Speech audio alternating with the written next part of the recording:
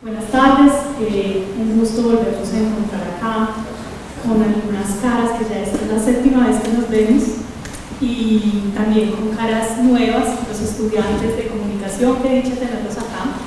Este es un espacio que desde este año, desde febrero, venimos mes a mes dialogando sobre escritoras de gran caras. A veces tenemos pocos referentes de la literatura regional y cuando hablamos de referentes femeninos, pues sí que son escasos y resulta que hay muchos nombres para resaltar. Hoy hablaremos de una mujer que es tal vez de las 10 la más famosa o la más leída hoy en día, una de las más conocidas, María Itzman, y para eso pues Carlos Augusto Jaramillo nos va a contar. Entonces yo voy a dar la palabra a Carlos Augusto, que él nos haga su presentación y ya después empezaremos a conversar cuando consiga. Gracias. Gracias, Ariana. Creo que vamos a comenzar a conversar muy pronto, porque pues Ariana como curadora pues está increíblemente ligada no solo a María Itzman, sino pues a todas las escritoras, que quiero agradecerles a todos su presencia, muy especialmente a las estudiantes de Perpetuo Socorro. Gracias por estar aquí, gracias por estar pendientes de esto. Me imagino que detrás de esto hay una profesora muy pila, un profesor muy pila, a quien también le agradezco, a los estudiantes de comunicación social. Me pone muy nervioso, siempre me pongo muy nervioso con estas cosas, aunque hoy tuve un correr como 3 cuadras por la carrera 23, y cuando lo alcancé y saqué las cosas, la gente me aplaudió y me vine chocándola con las personas que estaban así esta cosa. Entonces yo pues ya empecé con aplausos este día y seguramente pues espero que me vaya muy bien. El sábado pasado escribí para Papel Salmón un artículo que se titulaba "Si mal no estoy, María Itzman mucho más que una escritora infantil" o algo por el estilo. Y yo escribo, ya no me acuerdo qué es lo que escribo, pero después del sábado yo estuve pensando mucho, y más después de lo que acaba de decir Adriana, acerca de que María Itzman, digamos que de esta generación y de este grupo de escritoras que se seleccionaron para este ciclo de conferencias, es la más conocida. Pero yo terminé pensando después de eso, es la más conocida, y por eso digo, y es más conocida pues porque es escritora de libros para niños, que realmente es un libro para niños. Pero realmente es más conocida por quién. ¿Sí? Si preguntamos, incluso yo sé que aquí hay gente muy cercana a la cultura y sé que muchos de ellos o no la conocen, o si la conocen es de oídas, ¿sí? Ahora siento que ese libro no era pretencioso, era como, ay, sí, yo sé mucho porque sé que es más que una escritora infantil, pero ahora que lo pienso bien y quiero como empezar por ahí, es como la mayoría de las mujeres, a pesar de ser la más conocida, como la mayoría de las mujeres que se eligieron para este ciclo de conferencias, una mujer muy desconocida y muy injustamente desconocida. Yo quiero hablar de ella a través de su primer libro, que se publicó póstumamente. Ella quería publicar este libro, pero murió muy joven, a los 46 años. Y entonces su esposo, que en ese momento era rector de la Universidad Nacional, que había tenido pues cargos muy importantes en el país, que conocía gente muy importante, logró que la editorial de la Universidad Nacional le publicara su libro, y al publicar su libro logró que no quedara, digamos, como tan en el olvido, ya que casi todo, y eso es una de las cosas maravillosas que ha hecho Adriana, está regado en periódicos a lo largo del país, casi toda su obra. Entonces lograr recoger estos cuentos del Conejo Viajero pues fue muy importante. Yo te agradecería si pudiéramos poner como la primera diapositiva, en la que está la carátula de ese primer libro, que es de 1948, ya murió en el 47, y su esposo logra 2 cosas muy importantes. La primera, publicada, que me parece fantástico. Es una época, eso ya lo he explicado yo mucho acá, pero para los que enseñan por primera vez, en que las mujeres no logran publicar libros, y logran publicar en periódicos y revistas, ¿sí? Muchas veces bajo seudónimos de homo, para ser de pronto más creíbles o, en fin, por muchas razones, o para que no las critiquen, en fin, por un montón de cosas. Está la carátula del libro que le logra publicar el esposo y que además tiene una cosa maravillosa, y es que tiene ilustraciones de grandes artistas colombianos, empezando ahí por Enrique Grau y por otra caldense que es Lucy Tejada, que es una mujer y una pintora que yo admiro muchísimo. Hay un pito. Ah, bueno, ok. Entonces, quiero irles como contando un poco sobre su vida y sobre lo que veo en ella a partir de esas ilustraciones, que me parece como una manera chévere de dar una mirada diferente. La primera ilustración que les quiero mostrar es esta ilustración que es de Lucy Tejada, y que es, como ya les dije, también una pintora caldense, una mujer que admiro muchísimo por el trabajo que hizo. Ya nació en Pereira, y que nos da la cuenta de lo que es este cuento, que le da nombre a un volumen que tiene muchos otros cuentos. Son unos cuentos muy cortos, de 2 o 3 páginas cada uno, y con temáticas muy diferentes, aunque yo podría decir que se divide como en 3 temáticas fuertes. Una es como el amor, lo bucólico, el amor por el campo, por la naturaleza. Otro es como lo social, en el que nos describe un mundo que no es un mundo perfecto, es un mundo donde hay pobreza, donde hay clases sociales y donde tristemente al oprimido lo oprimen, ¿sí? Muchos de sus cuentos no son cuentos, digamos, con finales felices. Y hay, digamos, como un tercer elemento que está en la obra de María Eastman, que a mí me parece pues como relevante, y que tiene que ver con la moraleja, con que sus historias van dejando una moraleja. Quiero, si podemos pasar a la siguiente diapositiva. Yo espero que tú te pares, es de pura maldad. Esta también de Lucy Tejada, me parece muy lindo. Este libro está en el Banco de la República, quiero agradecerle también al Banco de la República y a la Asociación de Raros y Manuscritos que tuvieron la deferencia de tomar las fotografías del libro para poder pues traérselas a ustedes. El libro no puede salir del banco pues, por obvias razones, ahí son un ejemplar y tal, y me parece muy lindo porque se nota que un niño trata de pintarlo. Ustedes ven aquí el conejo, está rayado, hay algunas más. Y esta me parece como la más especial de las ilustraciones de Lucy Tejada, esta relación que hay como de la madre y el niño, pero uno ve que no son rostros felices, ¿sí? Hay una cosa muy agridulce en esa escena que podría parecer tierna, pero que en el fondo tiene un trasfondo como triste, ¿sí? Y recoge muy bien el tema como de lo bucólico. Hay como la oveja, el ratón, o sea, recoge muchos elementos y personajes que ya están en el libro, las hojas, este día como el otoño, como de lo triste, ¿sí? Y una cosa que me gusta mucho sobre el libro es, hay un cuento que es sobre un fósforo, es un fósforo muy pedante que cree que el mundo se lo debe todo, y no le voy a arruinar la historia porque yo tengo la idea de que de alguna manera vamos a publicar los cuentos de María Eastman, espero que muy pronto, sea el banco, sea a través de alguna otra iniciativa, que así sea. Pero este es un fósforo supremamente pinchado y resulta que 3 de los ilustradores lo ilustraron. Entonces te voy a pedir que pasemos a la siguiente. Esta es la ilustración que hace Enrique Grau. Si ustedes ven, es una ilustración que es un fósforo sobre unas piedras como al ladito de un río. Ya, eso es un poco describiendo la escena. Entonces pasamos a la siguiente diapositiva. Esta otra diapositiva ya es diferente. Esta la hace Ibáñez. Ibáñez, miren que personifica, le da personalidad al fósforo, tiene una cosa más como infantil, ¿cierto?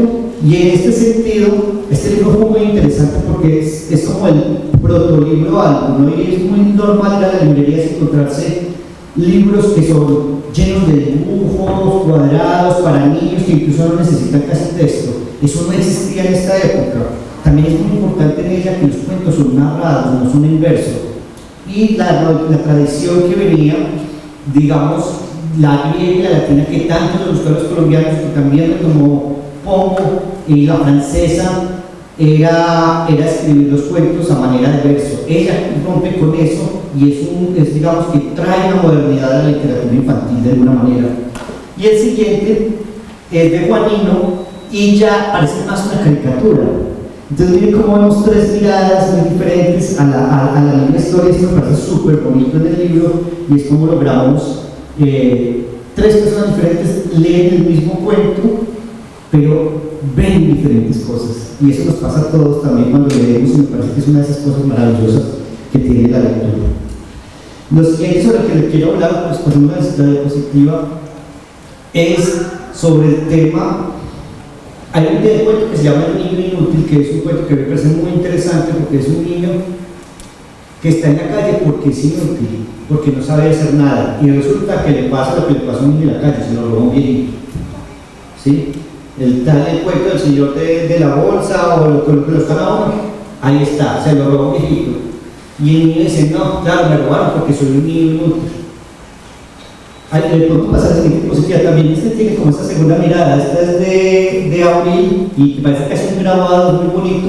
El viejito se lo lleva para su casa y lo empieza a alimentar y no le habla.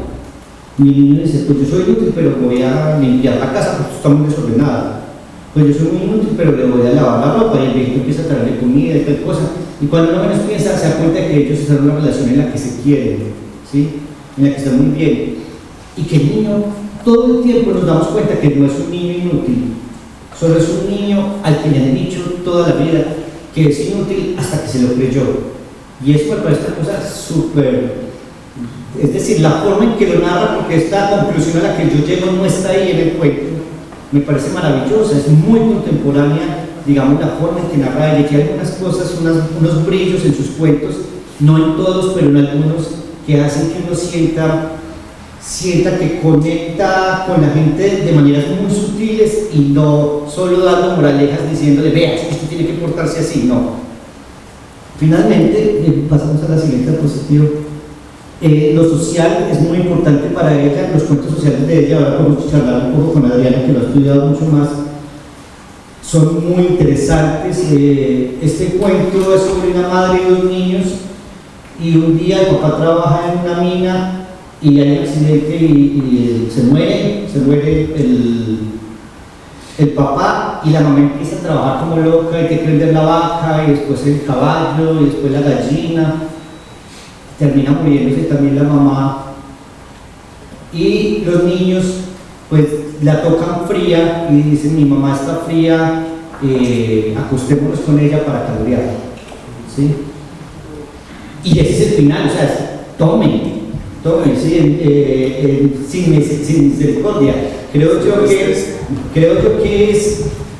que es una mirada, pero así son en general también, por eso quiero que conversemos, así son en general los cuentos sociales de María Eastman. Son unos cuentos en los que nos muestra que el mundo está mal, tal cual como está mal hoy, ¿sí? Tal vez peor hoy, pero que el mundo está mal y que hay que denunciar eso de alguna manera. En ese sentido hay que recordar que María Eastman trabajó con María Cano y hicieron un trío en Medellín que era María Cano y Fita Uribe, que fueron también feministas muy importantes de la época, muy importantes. Y aunque María Eastman, digamos, era menos, ¿cuál es la palabra? Era más contenida, digamos, en su discurso sindical, político, sus cuentos no son tan contenidos. Ella muestra muy claro y muy vivamente como las dificultades que pasan los pobres y los obreros a través de sus historias. Pasamos a la siguiente. Esta Juanillo nos presenta, aquí esta ilustración la puse por lo social. Este es un niño minero, empieza a ser minero a los 11 años, ¿sí? Y él dice, si soy el mejor minero, me va a ir bien en la vida, ¿sí? Y es 5 o 6 años el mejor minero, y a todo el mundo lo hacen menos a él, ¿sí? porque no es ni el primo de yo no sé quién, ni el novio de yo no sé quién, ni el hermano de yo no sé quién. Otra estando social muy, muy importante en este tema, María Isman, sigamos. Y esta es otra ilustración de Aurelio, me parece muy bonita la idea de esa sombra que se prolonga del niño, sí. Y esta idea como entre la ciudad al fondo, lo bucólico aquí, me parece que nos narra muchas cosas al mismo tiempo. Adaptémonos, esta también muy bonita me parece, la idea del niño trabajador que está muy en toda la obra de María. Y luego está como lo bucólico, es una historia de un caballo que se vuela porque quiere ser libre. Tiene otra historia de animales preciosas también, con unas moralejas muy interesantes. Yo creo que ahí terminamos, ¿sí? Y podemos comenzar, Adri, si quieres. Y yo te quiero preguntar, porque sé que conoces también bien a ella y también su obra, y que me ayudes como en ese trasegar. Por ese activismo y qué tan común era en ese momento. A ver, ahí, sí. Bueno, lo primero de este ciclo, o sea, me gustaría como ubicar a María Isman dentro del ciclo que estamos teniendo de otras mujeres escritoras. Ella nació en Supía en 1901 y, es decir, es como de las chiquitas del grupo, ¿sí? Las otras que hemos hablado, la única menor que María Isman, y apenas pues por una semana, fue Chila Molina Salazar. El resto todas son más viejitas. Y María Isman vivió poquitos años en Supía. Hemos dicho también que todas las mujeres escritoras de las que hemos hablado acá, no sé, Blanca Izaza nació en Abejorral y se vino a vivir a Manizales. Agripina Restrepo de Norris nació en Don Matías y se fue a vivir a Calarcá. Todas fueron en su vida migrantes, salvo Natalia Ocampo de Sánchez, que nació y vivió en Manizales, de resto todas migrantes. Y lo mismo pasó con María Isman. Ella nació en Supía y se fue chiquita a vivir a Medellín. En algún momento de este ciclo hemos dicho que estas mujeres escritoras pues eran excepcionales, lo normal no era que una mujer escribiera, y la mayoría tenía una de dos características: o eran hijas, esposas o hermanas de escritores o de intelectuales, ¿no?, que hubiera biblioteca en la casa, o eran educadores. Y resulta que en el caso de María Isman se juntan ambas características. Ella fue normalista, estudió en la Normal en Medellín, toda su vida no solo fue profesora, sino que fue investigadora de la pedagogía, digamos, fue una pedagoga muy activa, al punto que su marido, en el libro, en una reedición del del Conejo Viajero que hace a fin de 1990, el marido dice que en su momento María Isman llegó a ocupar en la educación en Antioquia el cargo más alto al que podía aspirar una mujer en ese momento. De ahí para arriba, para las mujeres no había más. Fue una educadora supremamente brillante. Pero además su papá fue ministro de Economía, fue ministro en el gobierno de Carlos C. Restrepo y fue traductor. Se llamaba Tomás Ociel Isman y él fue traductor incluso de relatos infantiles cuando María Isman estaba chiquita. Entonces en su casa, más chiquita incluso que ustedes, se hablaba de autores de otras partes traducidos al español por el papá. Entonces pues ella, digamos que por punta y punta tenía forma de volverse escritora.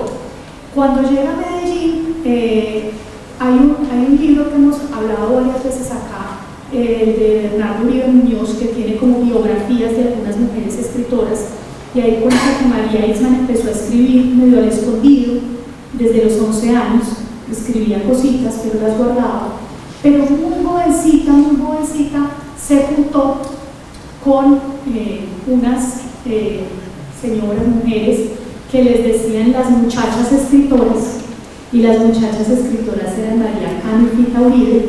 Y pues a María Cano incluso la metieron a la cárcel por su activismo digamos, ella era escritora, pero además tenía una actividad fuerte en el movimiento sindical. Estamos hablando de los años 20, 28, 29, 30. Entonces, aunque María, como dice Carlos, era más contenida, pues su papá ministro, en fin, o sea, un poco menos beligerante en la actividad pública, pues digamos que eso sí se ve en la obra. Y eso sí se ve en la obra los personajes de los que habla María Uribe y María Isman son personajes oprimidos, muy oprimidos, que ella no salva. O sea, no son historias de final feliz, no son, y al final se casaron y fueron felices, o al final lo ascendieron, no, es al oprimido, la sociedad es dura, y el que es pobre, y la sociedad es así digamos, las brechas sociales son así, y esta sociedad es injusta, fin. O sea, esos son, digamos, los cuentos de ella. Pero tiene una cosa que es muy maravillosa también, como parte de eso. La semana pasada en la Feria del Libro fui a una charla con Alberto Agudelo, con Álvaro Garner y Jaime Echeverri sobre caldensidad, si era posible o no hablar de caldensidad en la literatura, si eso existía. Bueno, eso es todo un debate, pero Alberto Agudelo dijo una cosa que me quedó rondando y era como, de todas formas, en las obras literarias que se escriben en Caldas, suele aparecer la montaña, suele aparecer el río, pues porque es nuestro paisaje, ¿cierto? Y eso sí creo que también está muy presente en la obra de María Isman. O sea, uno empieza a leer los cuentos. Yo me imagino los cuentos de María Isman como en verde, o sea, como toda la vegetación, la montaña, los árboles, lo que tú dices de lo bucólico, pero con, digamos, hay un afán. Estamos hablando de los años 20, los años 30, es una época, digamos, dura para las mujeres, no hay tanta libertad, no hay tanta posibilidad de moverse. Y esos cuentos tienen algo que le oí alguna vez también a Héctor Abad Faciolince referirse como a los que nacemos en estas tierras, Antioquia, Caldas, de tanta montaña, y es que uno pues se levanta, abre la ventana y ve montañas, todo el tiempo ve montañas, y es como esta necesidad de ver qué hay detrás de las montañas. Es muy distinto el que nace con el mar al frente, y el mar como que invita a pensar en que al otro lado está otro continente o hay otro país, mientras que para nosotros la visión es más estrecha y hay como una necesidad de mirar que más allá. Y eso está absolutamente presente en todos los cuentos de María Isman, que son, por lo menos, por ejemplo, los del tío Conejo, que los personajes son animales, hay personificación, animales y objetos. El fósforo, las pepitas de oro, o sea, los objetos cobran vida, una lámpara, o animales, todos, absolutamente todos, independiente de la historia, quieren irse a viajar, quieren salir de donde están. Hay como una pulsión muy fuerte de ver qué es el mundo más allá de donde estamos, que es, pues en una época sin internet, con escaso limitado a los libros. Digamos, los libros siempre han sido la posibilidad de viajar, de poner la mente a viajar, pero para ella, que además su familia era migrante, sus abuelos vinieron por la minería, que fue por donde llegaron tantos migrantes a Caldas, pues hay esa pulsión de ella por el viaje que me parece muy bonita. Entonces, no son unos cuentos tipo sermón de la sociedad está muy mal, dicho así, pero en ese afán del viaje, en ese afán como de buscar otra cosa, sí hay, por supuesto, digamos, una crítica a la sociedad actual. O sea, lo de aquí no está tan bien, me gustaría ir a ver otro mundo. Es un poco como lo que leo a ella en sus textos, que además hay que decir que ella es conocida por El Conejo Viajero, que es un libro que incluso está, digamos, para descarga gratuita en internet, porque aquí lo tiene para descarga gratuita en internet.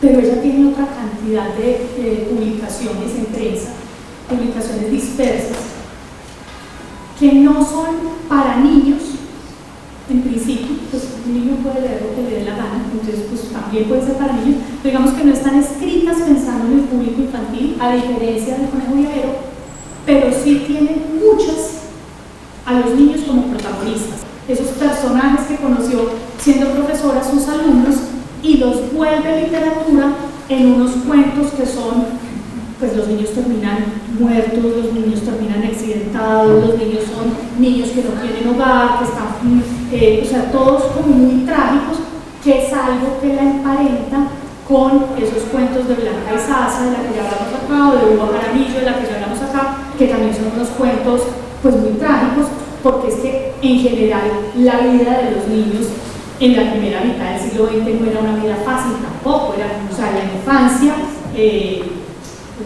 feliz es un relato muy reciente, pero la infancia, pues Dickens se encargó de documentar lo duro que es para un niño crecer en una sociedad adulta y sobre todo una sociedad que ve al niño como mano de obra, que es como se vio aquí mucho tiempo, por lo menos en esta zona minera, que fue lo que a ella le tocó. Yo recuerdo cosas de la infancia de los años 20 porque leyendo 300 días en Afganistán de Natalia Aguirre, yo recuerdo a los 2 años los niños afganos, no estoy hablando de 1920, estoy hablando de hace 10 años, cuando estaban, hace 15 años cuando estaban los talibanes, y ahora que regresaron, la primera palabra que aprendían a decir los niños no era ni mamá ni papá, sino agua, ¿sí? Que era lo que más necesitaban. Y a los 5 años, en Afganistán, un niño ya camina hasta el pozo y llena el balde, y luego le alcanza el hermanito mayor que tiene 7 y es el que lleva el balde de agua hasta la casa.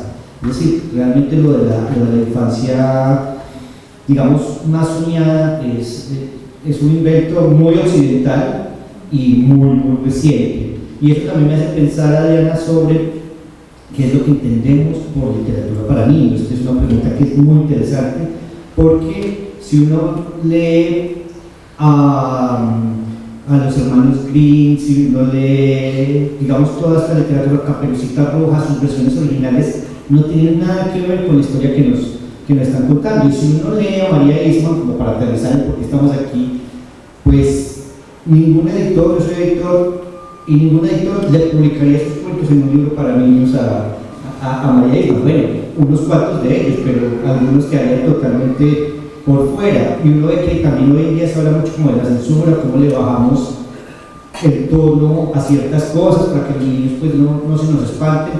Y yo no sé también como que tan bueno sea eso. Tú mismo acabas de publicar un libro que está como vinculado con esa literatura menos infantil, digamos más juvenil, pero hasta dónde, como que hasta dónde llega la literatura para niños, como me decías ahora, pues un niño que sabe leer puede leer lo que sea, pero ¿escribimos para los niños o hay una literatura infantil o cómo crees que se pueda mirar eso? Pues sobre eso me encontré haciendo la tesis con una curiosidad que yo no esperaba, y es hace unos meses nomás hubo una polémica sobre como la reedición de las obras de Roald Dahl, el autor de La fábrica para chocolates, y en fin, que digamos los libros de él, que son tal vez de los libros infantiles más vendidos en el mundo, pues ya no dicen gorda, sino gruesa, y ya no dicen que el niño está muy feo, sino que no lo describen, o sea, no usan como los calificativos que usaba él, porque se supone que ofenden a las audiencias contemporáneas. Y entonces pues hubo tremenda polémica, porque claramente meterle mano a una obra literaria, digamos que desconoce la época y el contexto en el que se escribe. Y estaban en medio de esa polémica, y yo haciendo mi tesis, o sea, por un oído oigo noticias, pero con el otro estaba con el cerebro metido en la investigación, y vi por internet una edición contemporánea de Conejo Viajero, que no la tenía pues como referenciada, y la pedí y me llegó, muy ilustrada, mucho color, muy, digamos, full color, bueno, y me pongo a leer El Conejo Viajero. El libro son 18 cuentos. Uno se llama El Conejo Viajero y hay otros 17 cuentos. Y me pongo a leer El Conejo Viajero en la versión 2014, pues yo lo compré pero es una edición de 2014. Pero es que en la edición original el conejo viajero es un conejo que se va y entonces recorre el bosque y hay mil aventuras, y en un momento como de mucha tensión, el conejo está en una finca, en una casa, ve una casa, y lo descubre, dice María Itzman, un mastín, y el mastín le va a hincar el diente y el conejo huye, ¿sí? Y es como el momento de máxima tensión en el relato. Pues resulta que en ese libro de 2014 no está la escena en la que el conejo se ve a punto de ser devorado por el animal. Entonces, claro, pues digamos que no es la polémica de Doyle, porque él es muy famoso, María no, pero le hicieron exactamente lo mismo. O sea, le cogieron su cuento más famoso y se lo editaron para dejarlo más, sí, mucho más edulcorado, mejor dicho, políticamente ni siquiera edulcorado. O sea, le quitaron la escena central, pero con tal de que nadie se vaya a molestar de pronto los animalistas de pensar que se iba a comer un conejo, no tengo idea. Pero el caso es que eso pasa con nuestra literatura, pues porque como no la leemos, no hay quien se entere tampoco. Y como ella no tuvo hijos y como no hay descendientes pendientes de la obra, pues entonces ese tipo de cosas pueden pasar y no se advierten. Ese libro que les digo es de 2014, circula. O sea, si ustedes van hoy a buscar, seguramente no les van a vender el original ilustrado por Enrique Grau y por Rosy Tejada, sino pues la versión ahora de 2014 que no corresponde al texto original. Entonces, sí, complicado. Bueno, yo creo que también vale la pena resaltar una cosa que dijiste ahorita como de paso, ¿no? Y que me gusta mucho pues por el público que tenemos, que son niños y jóvenes, y ella empezó a escribir a los 11 años, y eso significa que escribir es una cosa que puede hacer cualquiera, que no es lejana, es como una invitación. Yo creo que ver todas estas mujeres, ¿sí? Y yo las veo a ustedes chicas aquí y pienso en eso. Tienen que pensar, estas mujeres pudieron cuando no se podía votar, cuando no se podía ir a la universidad, cuando no había puestos grandes para ellas, pudieron escribir, pudieron tener un nombre. Esto tiene que impulsarlo de muchas maneras, porque aunque los cuentos de María no tienen siempre un final feliz, realmente lo que nos muestra ella es la capacidad que tiene uno si se empeña realmente en lograr cosas. Ella logró que la publicaran en todos los periódicos del país. El trabajo que ha hecho Adriana maravilloso de rescatar lo que hay en La Voz de Caldas y en La Patria. Yo no me quiero imaginar qué pasa si vamos y empezamos a escoger y a escudriñar en todos los periódicos. Yo creo que hay 30 o 40 cuentos más o más incluso. Sí, de hecho, digamos que las autoras que hemos hablado en este ciclo, hay unas escritoras que uno supondría que buena parte de su obra estuvo en los periódicos de acá, y porque fueron muy locales, en fin. En el caso de María Itzman, ella publicó tanto en La Patria como en La Voz de Caldas, pero es muy posible que buena parte de su obra no esté en esos periódicos, porque de hecho ella vivía en Medellín, y que en las revistas y periódicos de Medellín haya otra cantidad enorme de textos. Como el libro que publicó el esposo, ese libro salió para el año de la muerte de ella. O sea, cuando se cumplía un año de la muerte, salió el libro. Ella murió muy joven, de 46 años, y además de un cáncer muy rápido. Fue una muerte pues como muy triste, muy inesperada. Entonces, como el libro fue el libro de los cuentos para niños, pues se quedó como la versión de que María Itzman es una autora que escribe para niños. Pero resulta que María Itzman en esos periódicos publicó otra cantidad de cosas muy distintas. Ella empieza con unas prosas líricas. Una prosa lírica es como casi un poema, pero no hay rima, ¿sí? Para ir muy dedicado como al paisaje. Ella escribe de los árboles, de las flores, del río, en fin, ese tipo de cosas. Y luego hay una serie de cuentos de niños en situaciones muy trágicas o muy tragicómicas también. O sea, ella habla del gamín, del niño que se volvió de la escuela, en fin.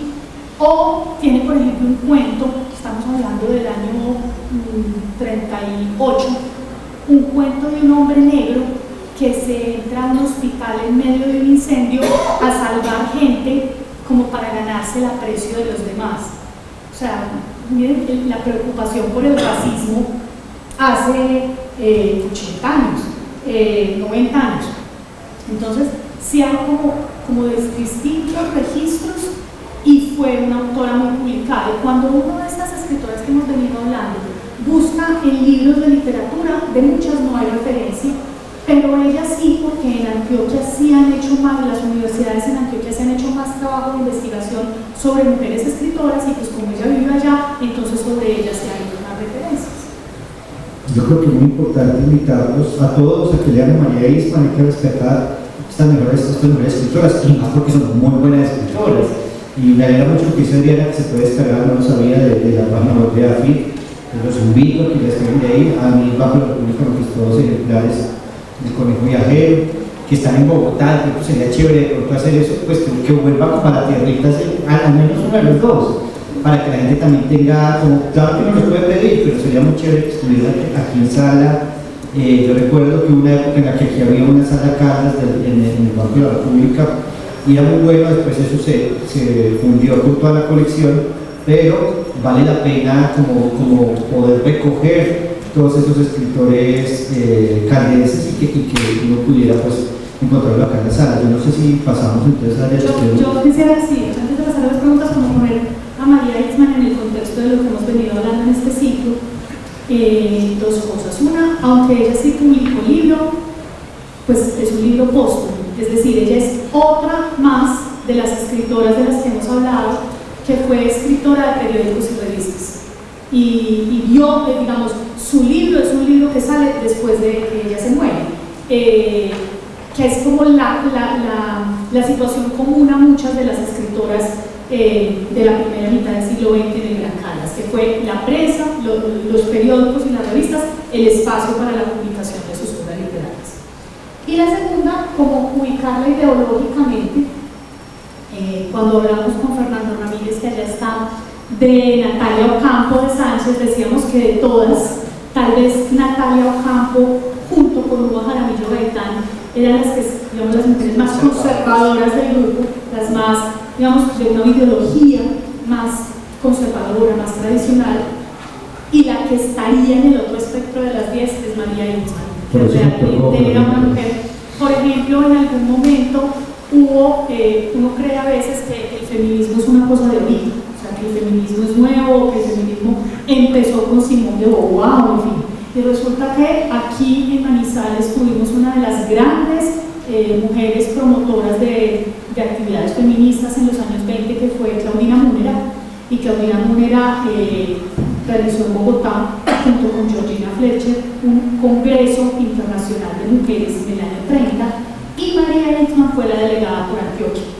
Es decir, ella realmente era una militante en la causa de las mujeres, aunque con algunas contradicciones raras. Por ejemplo, ella pertenecía a la Junta de Censura de Cine en Medellín. Ella era de las que veía las películas y decía cuáles podían ir y cuáles no, qué pedacitos no, pero por su rol de pedagoga, ¿cierto? Pero realmente era una mujer muy interesada, pues como en todos los oprimidos, incluyendo el grupo de mujeres que no era minoritario, pero que sí oprimía. Creo que daríamos paso entonces a preguntas o comentarios. Preguntas.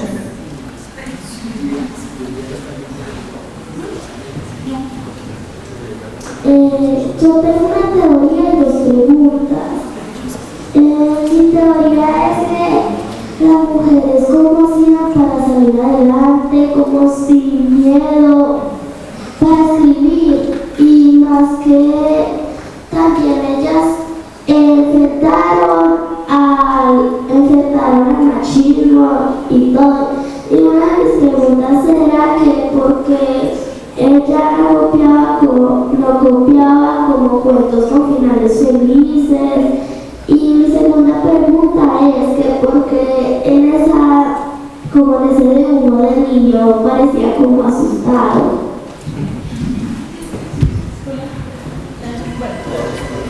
fue la otra, ¿verdad? Mira, sobre tu teoría, yo creo que eran las mujeres que sí, que enfrentaban el machismo y que tenían un entorno difícil y que ocurría una de dos cosas, o que tenían un entorno familiar que las apoyaba en eso, que digamos era el caso de María Isma, que tenía un papá muy ilustrado y que también se interesaba en esas cosas de la literatura, o la educación siempre ha sido el gran movilizador social y ella pues tenía formación en una época en la que muchas mujeres no tenían formación, pero además era educadora.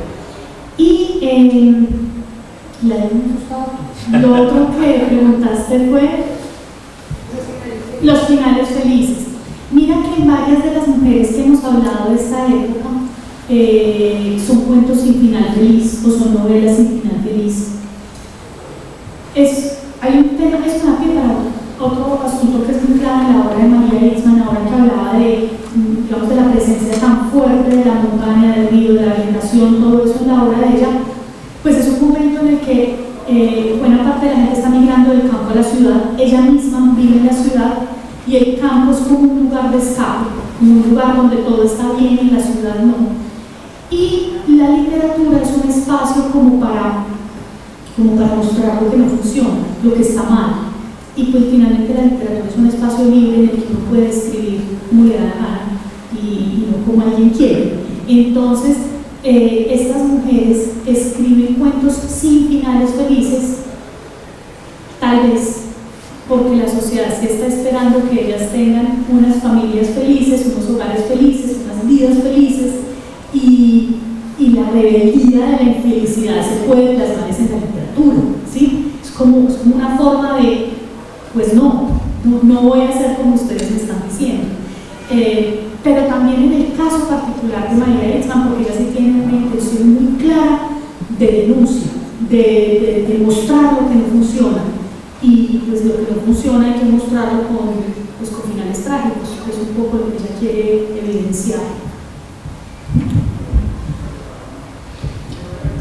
Qué buena pregunta, yo me lo pregunto también, sobre todo cuando uno entrega un libro a un ilustrador, eso es una cosa muy interesante porque es cómo ven otros ojos lo que uno escribió, cómo se convierte en mis palabras, o las palabras en este caso de María Isman, pues en una ilustración. ¿Por qué el ilustrador decide que ese niño está triste o se ve triste en esa ilustración? Es por la lectura que hace otra persona. Y eso fue muy bonito porque yo me acuerdo mucho que esas mis peleas en el colegio con mi profesor de literatura, y era que él pensaba que había como una sola manera de entender un libro o entender lo que nos estaba diciendo algún texto. Y no, cada uno de nosotros podemos leer exactamente el mismo libro, el mismo cuento y tener una mirada diferente. Yo siento que esa mirada triste del niño es la mirada triste que tiene el lector sobre la obra y sobre el cuento particular del que estamos hablando. ¿Alguna otra pregunta?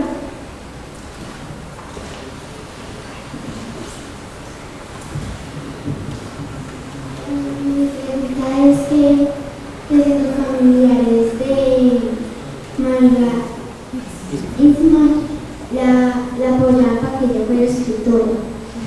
Sí, Adriana lo comentó ahora, ella fue muy apoyada. El papá de ella era traductor, era literato. De hecho, he estado trabajando con una investigadora de Medellín que me cuenta que El conejo viajero aparentemente es una especie de traducción de un cuento inglés, lo cual es muy probable porque el papá traducía del inglés, que a su vez es una traducción de un cuento africano. Entonces eso me parece muy bonito y es como van viajando las historias y como las historias de todas formas. Jung decía que las historias fundacionales son más o menos las mismas en todas las culturas, y eso se debe a cómo la literatura es algo tan libre que viaja por todas partes. Ella tuvo ese apoyo fuerte en su casa, su papá era una lectora, había libros, había formas de leer.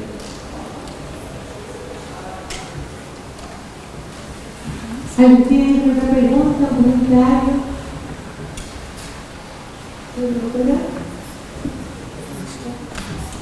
Muchas gracias, Adriana. Listo, gracias. Muchas gracias.